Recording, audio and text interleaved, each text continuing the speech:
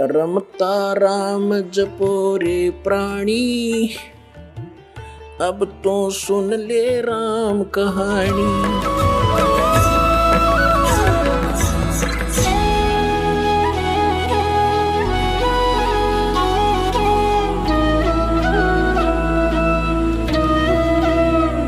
अब प्रसंग चल रहा है कि हम परमात्मा के पाने के लिए कौन सी साधना है, परमात्मा कौन है, कहाँ रहता है, वहां उसकी स्थिति क्या है सतलोक में। ये नकली पंथ राधा स्वामी, धन धन सतगुरु, जय गुरुदेव, जनोद वाले जो ताराचंद वाला, और ये ठाकुर जी वाला, कृपाल जी, जयमल सिंह वाला, आगरा वाला, ये सारे नकली पंथ है। पुण्यात्मा मोक्ष मंत्र से होगा, जो सत मंत्र से होगा। किसी मंत्र के जाप करने से मोक्ष नहीं हो सकता, फिर तो सदग्रंथ झूठे हो जाएंगे। फिर तो कोई कुछ मंत्र जाप कर लो और सतलोक जाऊंगा, न्यू कहीं जाओ, आप बेपार हो जाएंगे। फिर तो कोई मंत्र जाप कर लीजिए। फिर ये कहते हैं राधा स्वामी वाले और दूसरे के गुरु होना चाहिए, वक्त गुरु, और जिसने ये पंथ का प्रारंभ किया उसका कोई गुरु नहीं। इनकी सारी कहानी आपको दिखा दूं, इनको एक दूसरे ने आदेश नहीं दे रखा नाम देने का।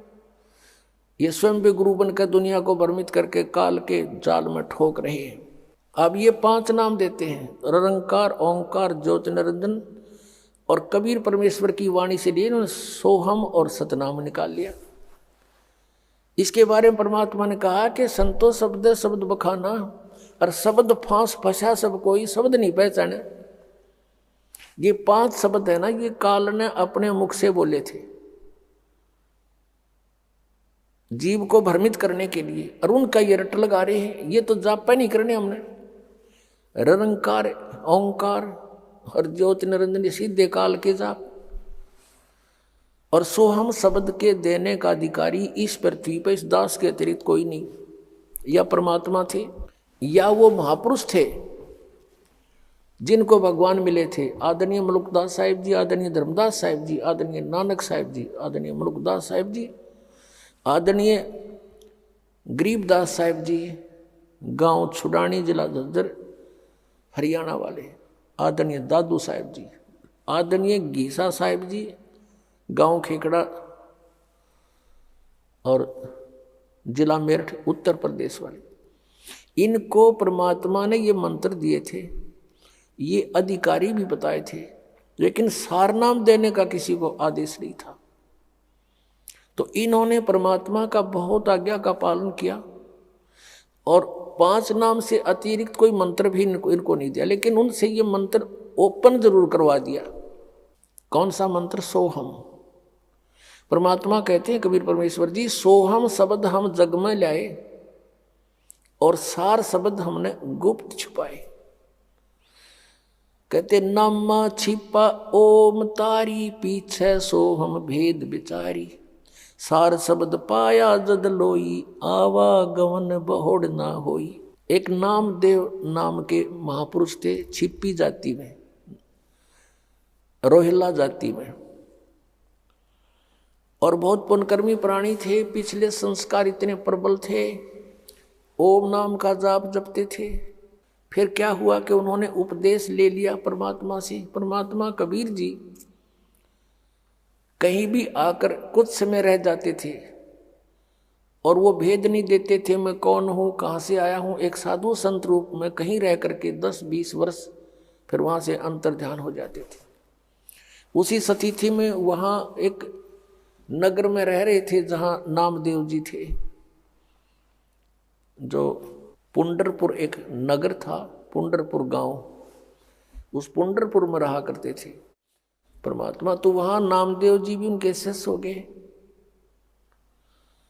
और भी बहुत कुछ एक भक्त बन गए। एक रंका और वंका नाम के, और बंका, ये 3 प्राणी और शिष्य हुए थे। और भी बहुत से थे, पर ये सुप्रसिद्ध ये 4 थे। एक रंका, उसकी पत्नी बंका, और उसकी लड़की वंका, 3 नाम थे उनके। तो नामदेव जी ओम नाम का जैसे परमात्मा प्रथम मंत्र देते थे, और वो 5 नाम देते थे। नामदेव जी उससे हटकर भी वो स्वयं एक ओम नाम को विशेष महत्व देते थे पिछले संस्कार के कारण। जैसे गीता जी अध्याय नंबर 7 के श्लोक नंबर 19 में कहा कि बहुनाम जन्मानाम अन्ते ज्ञानवान माम प्रपद्यते।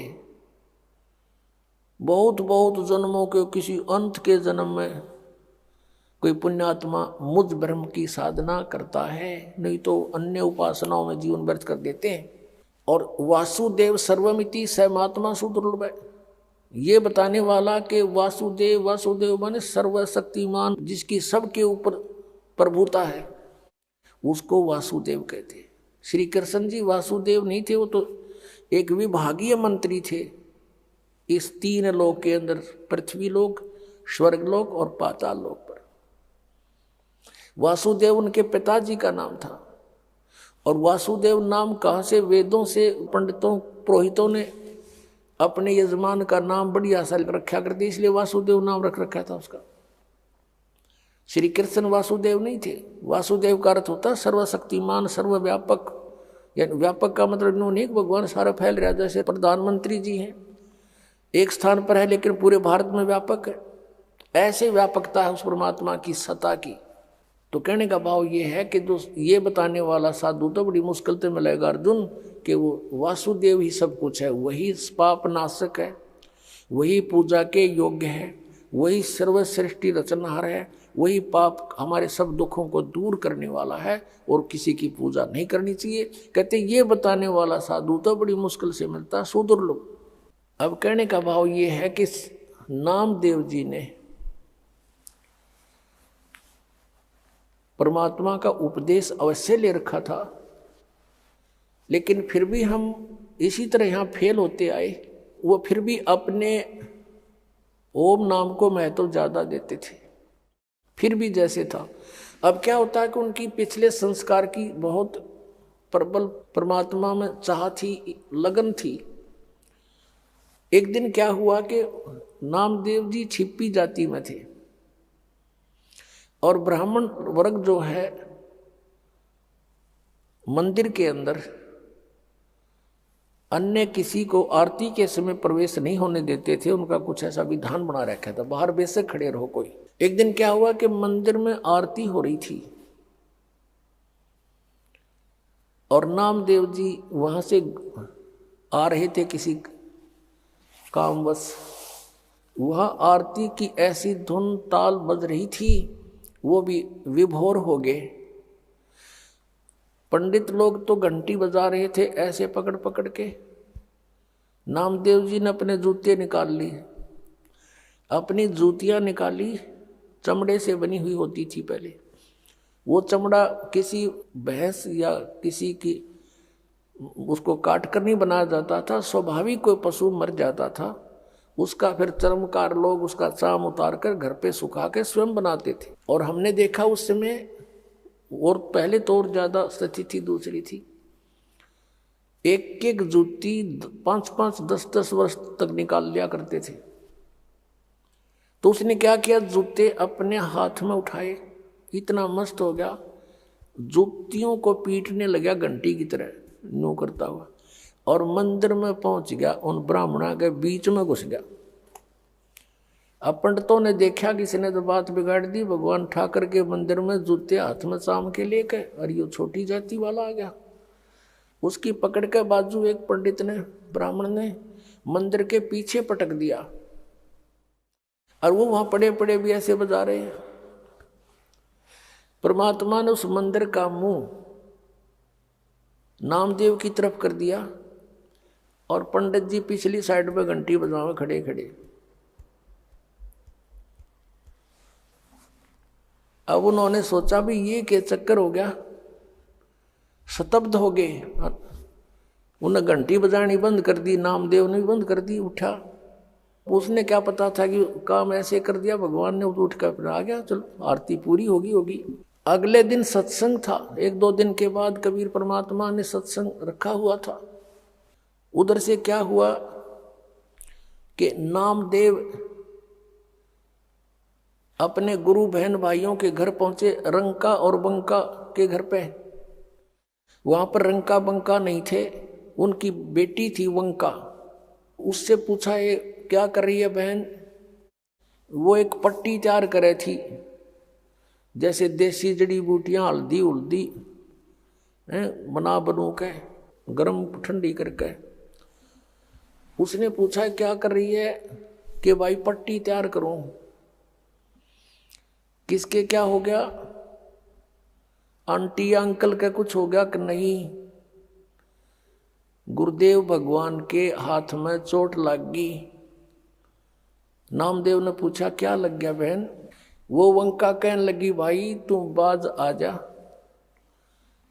आप मनमुखी बहुत चलते हो, भगवान को दुखी ना करा करे। तेरे के सिर में दर्द था, तू पंडिता के बीच में जा बढ़िया, आ जाता सीधा। तेरी इज्जत रखने के लिए, यानी भगवान की इज्जत रखने के लिए परमात्मा ने तेरा मंदिर घुमाया भाई। और उस समय उनके हाथों में खाल छुल गई गुरु जी की, और उसके लिए पट्टी तैयार करो। अब नामदेव का जची नहीं कि वहां तो गुरुजी थे ही नहीं। अब वो गुरुजी के पास गया जहां वो अपने झोपड़ी में रहते थे। देखा सचमुच उनके पट्टी बंधी हुई थी, इंतजार कर रहे थे कि बेटी पट्टी लेकर आने वाली है। इतने में वंका पहुंच गई।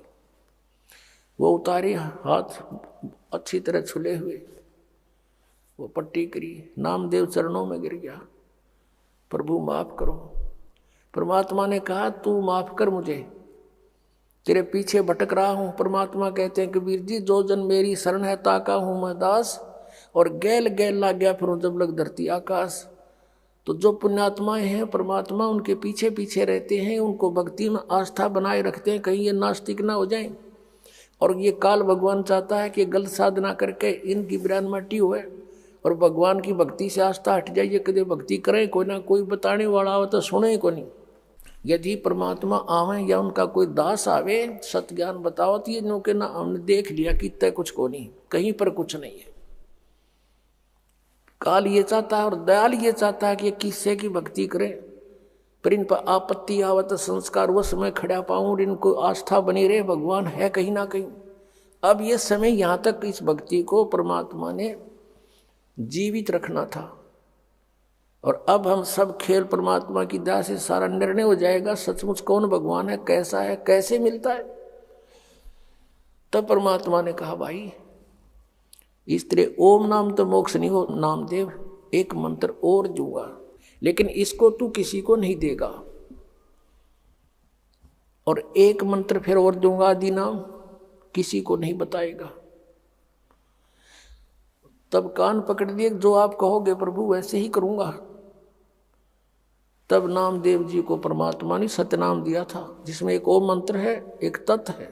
नम छिपा ओम तारी, पीछे सोहम भेद बिचारी, सार शब्द पाया जद लोई, आवागमन बोहड़ ना होई। नामा छिपा यानी नामदेव छिपी, पहले ओम में लो लगा रहा था, तारी माने लो, और पीछे सो हम भेद बिचारी, परमात्मा से सुना जब पीछे सो हम भेद बिचारी, फिर समझ में आया सचमुच, और सार शब्द पाया जद लोई, फिर नामदेव का आवागमन भौड़ ना हुई। यानी ये 3 मंत्र हैं। पहला मंत्र तो वो अलग से है ही, वो तो स्टार्ट है, फर्स्ट एड है, और 2 अक्षर का सतनाम है, जिसमें एक ओम मंत्र है, एक तत्, ओम सरपुरुष का और तत् अक्षर पुरुष का सांकेतिक, और तीसरा परम अक्षर पुरुष का वो सार नाम है, जिसको आदि नाम भी कहते हैं, सार शब्द भी कहते हैं। अब इस साधना से मोक्ष होगा, किन किन का होया? आदरणीय नानक साहिब जी ने यही 2 मंत्र का नाम जपा था, प्रमाण दिखाते हैं। अब जैसे कबीर परमेश्वर जी ने अपनी सभी उन पुण्य आत्माओं को जो गवाह बनाई थी कि कबीर इज गॉड, और उनको ये 3 मंत्र दिए थे, पूरा कंप्लीट कोर्स दिया था, उनसे प्रतिज्ञा दिला दी थी, कसम खवा दी थी कि तुम अभी इसको डिस्क्लोज नहीं करोगे, ना अपने शिष्यों को दोगे जाप करने के लिए। अब वो महान आत्मा थे, दृढ़ भक्त थे, जो गुरुदेव ने कह दिया, भगवान ने फाइनल माना, उन्होंने किसी को नहीं बताया इस मंत्र को आज तक। आज इस दास पे कृपा करी परमेश्वर ने और आदेश दे दिया कि खोल दे खजाना, भंडारा खोल दे मोक्ष का। अब बात यह है कि मोक्ष सतलोक जाना है, जन्म मृत्यु का ये रोग कटाना है, वो औषधि कौन सी है, उपचार कौन सा है। अब जैसे ये 5 नाम तो सिर्फ यह संसारिक सुविधाएं, और हम यहाँ से जब चलेंगे हमारे ये कमल खुल जाएंगे इन 5 नामों के मंत्र से। और फिर बात रहेगी 2 मंत्र के, इस 3 मंत्र के 2 अक्षर का तो सतनाम, इसमें ओम और एक दूसरा गुप्त और तीसरा आदि नाम, बस इतना सम और कुछ नहीं। ना ये 5 नाम, ना अन्य वो 3 नाम, ये जो अकाल मूर्त शब्द स्वरूपी राम सतपुरुष, नहीं, ये तो एक बनावटी मंत्र है। ये तो परमात्मा की पर्यायवाची एक अक्षर है, जैसे जल पानी नीर, जल पानी नीर। अक्षर पुरुष का अर्थ है अविनाशी परमात्मा। अकाल मूर्त का अर्थ है, अकाल मूर्त का अर्थ है जिस साकार परमात्मा का काल ना हो, क्योंकि मूर्त माने साकार मूर्ति, उसकी सूरत कभी विनाश में ना हुआ मूर्ति भगवान साकार परमात्मा। और सतपुरुष का अर्थ है, सत माने अविनाशी, पुरुष माने प्रभु, अविनाशी परमात्मा। अकाल मूर्त का भी वो अर्थ और सतपुरुष का भी वही अर्थ। और शब्द स्वरूपी राम, शब्द नाश में आता नहीं, यानी उस अविनाशी परमात्मा, राम माने परमात्मा, तीनों का अर्थ एक ही है। ये पर्यायवाची शब्द है। और ये रटवा में काल मूर्त शब्द स्वरूपी राम सतपुरुष मंडेरो, वो तो पाना है, वो तो खोजना है, वो तो उस परमात्मा को जल पानी नीर को तो खोजना है, वो जमीन में मिलेगा। उसके लिए हैंडपंप कैसे लगे, ये 3 मंत्र का जाप है। और प्रथम वो 5 नाम है जो अलग हैं, जिनको अब 7 नाम में देना पड़ता है। ये आदेश है परमात्मा का। अब कंप्लीट कोर्स करवाना है यो आपका। अब किस किस ने का मोक्ष हुआ? आदरणीय नानक साहिब जी और ये राधा स्वामी पंथ, धन धन सदगुरु पंथ, सभी मानते हैं कि आदरणीय नानक साहिब जी का मोक्ष हुआ और सचखंड गए, सतलोक गए। तो उन्होंने किस क्रिया से परमात्मा पाया, वही हमने अपनानी पड़ेगी, नथिंग एल्स।